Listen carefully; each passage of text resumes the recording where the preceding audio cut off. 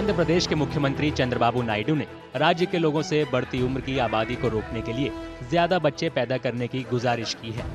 मुख्यमंत्री ने ऐलान किया कि राज्य सरकार ऐसा कानून लाने की तैयारी कर रही है जिसके मुताबिक जिनके पास 2 से ज्यादा बच्चे हैं सिर्फ वो ही चुनाव लड़ सकेंगे। मुख्यमंत्री चंद्रबाबू नायडू ने इस दौरान राज्य की बढ़ती उम्र की आबादी और देश के जनसांख्यिकीय संतुलन को लेकर अपने विजन को जनता के सामने रखा। We are very clear, we want to go for population management instead of population control. Now time has come. Every family has to think how to manage population, then only there will be future. If you can plan successfully in India, population management, hundreds of years globally, India can do wonders. Andhra Pradesh में ये समस्या घटती जन्म दर और नौजवानों के पलायन का नतीजा है। इसकी वजह से दक्षिण भारत में बढ़ती उम्र की आबादी समस्या बनी हुई है। भारत सरकार की ओर से जारी रिपोर्ट के मुताबिक 2021 में आंध्र प्रदेश में 10.5% राष्ट्रीय औसत के मुकाबले 12.4% बुजुर्ग आबादी थी। इस तरह राज्य में प्रजनन दर 1.5 है, जो भारत के राष्ट्रीय औसत 2.1 से कम है। Obviously, when the population declines, the population of older people increases because there are fewer births of young children. They will become adult. Their number also, reproductive age, youth, their number goes down. So now it is youth who support the families. The older people are dependent on the young people. So when we have more older people, which means we have more dependent people, which was the problem in China. Tamil Nadu के मुख्यमंत्री MK. Stalin ने आंध्र प्रदेश के CM Chandrababu Naidu का समर्थन किया। उन्होंने तमिल में कहावत का जिक्र भी किया। முன்பெல்லாம் செல்வங்கள் என்று சொல்லுகிற போது 16 பெற்று பெருவாழ் வாழ்வு என்று சொல்வார்கள். 16னா 16 குழந்தைகள் அல்ல, 16 செல்வங்கள். ஆனா இன்னைக்கு நாடாளுமன்ற தொகுதிகளெல்லாம் குறையும் என்ற நிலை வருகிற போது ஏன் அளவோடு பெற்று வளமோடு வாழ வேண்டும் என்று நாமும் 16 குழந்தைகளை பெற்றுக் கொள்ளலாமே என்று சொல்லக்கூடிய நிலை இன்றைக்கு உணர்வு வந்திருக்கிறது. அதையும் நாம் மறந்துவிடக்கூடாது. எது எப்படி இருந்தாலும் நான் நம்முடைய மணமக்கள் அன்போடு கேட்டுக்கொள்ள விரும்புவது, உங்களுக்கு பிறக்கக்கூடிய குழந்தைகளை அழகான தமிழ் பெயர்களை சூட்டுங்கள் என்று அன்போடு கேட்டுக்கொள்கிறேன்।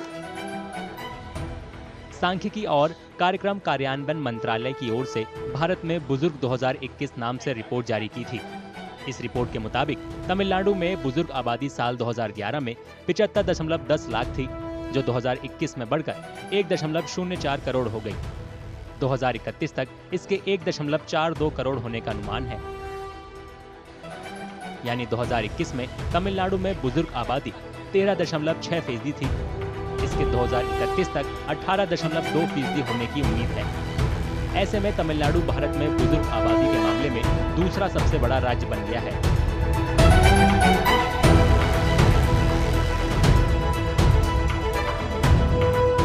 Well, actually, it is not a South Indian issue. It's a worldwide phenomenon because population control or family planning program has been successful worldwide, except for some African countries. And in India, South Indian states have adopted family planning more proactively than the North, particularly the Hindi belt, UP, Bihar, Rajasthan, Madhya Pradesh, which were called, one time they were called Bimaru states, where Bimaru not meaning that they were ill or sick. It was just an acronym for Bihar, Madhya Pradesh, Rajasthan, and UP.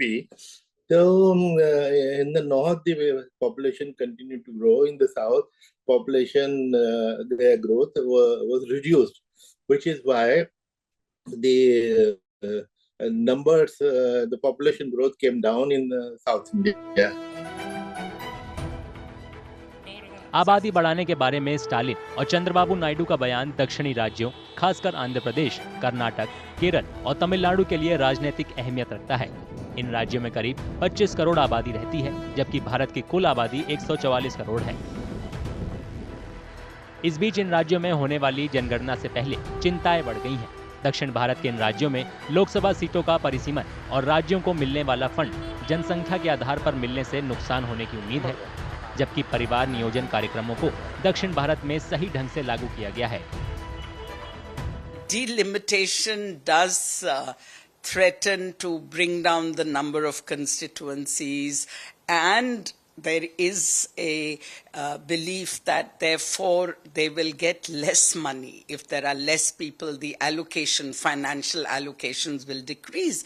But this is something that it is for us in India to figure out a win-win situation where those states that have done well are not, their budgets are not cut. In fact, they are given money instead, partly for the aging population and partly for taking the, investing in the people more. We clearly, India needs to invest more in education and healthcare.